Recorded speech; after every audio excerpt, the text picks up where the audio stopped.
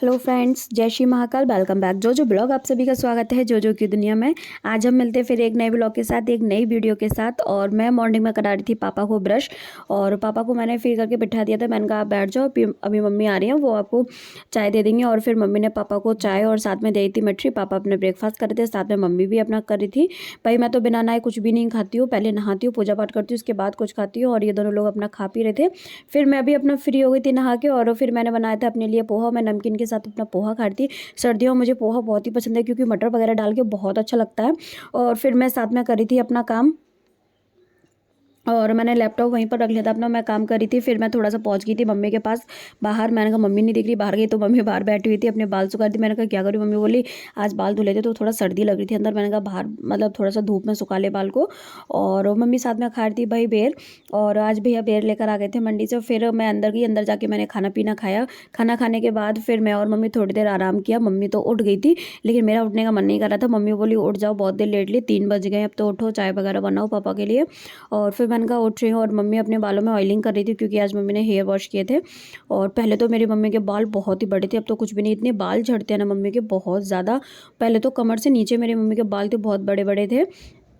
मेरे और मेरी मम्मी के बाल, दोनों के बाल बहुत बड़े थे। मैंने तो बहुत शॉर्ट करा लिया मम्मी के। मम्मी ने तो आज तक कभी बाल ही नहीं कटवाए हैं।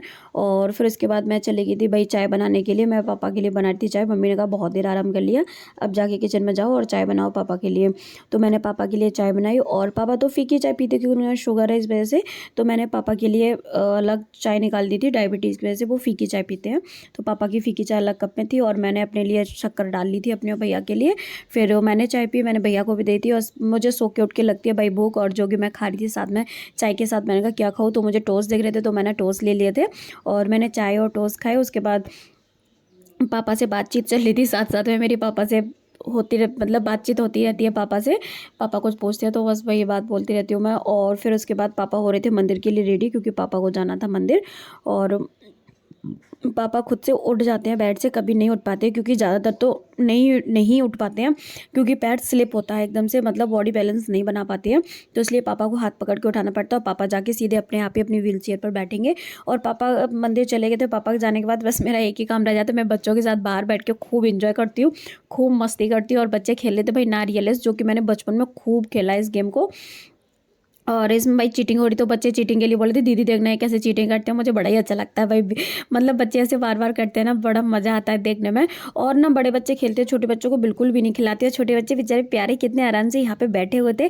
छवि मुझे बहुत ही क्यूट लगती है, और अनिकेत और छवि सब बैठे हुए थे, और अच्छे बच्चों को डरा रहा था। और ये छोटा सा बच्चा ना बकरी के पीछे पड़ गया था, इसको देखो कितना एंजॉय कर रहा था ये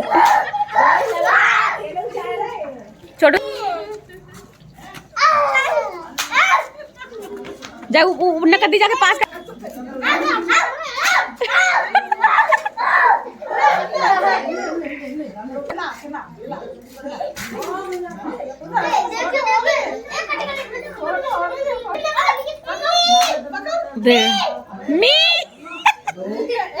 मी मी कर रहा हूँ मी।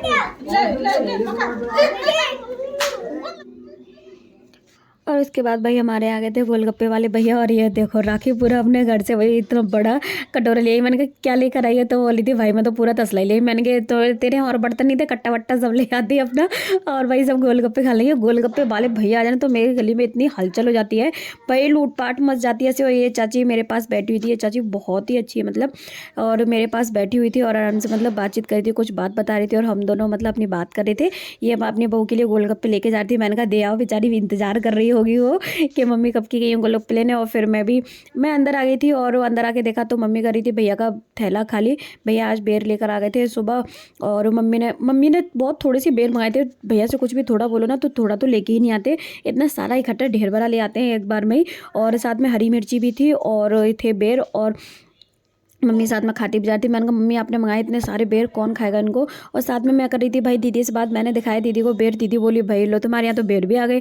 हमने कहा हाँ यार, सीज़न की सबसे पहली चीज़ हमारे यहाँ आ जाती है, क्योंकि जो मंडी में चलता है वो हमारे यहाँ सबसे पहले आ जाता है, क्योंकि भैया लेकर आते हैं। मैं और दीदी बहुत मतलब अपने आपस में बातचीत करें। दीदी बोली किसने मंगाया, दीदी बोली मुझे पता है मम्मी ने मंगाए होंगे, मम्मी का बहुत ही मन चलता है।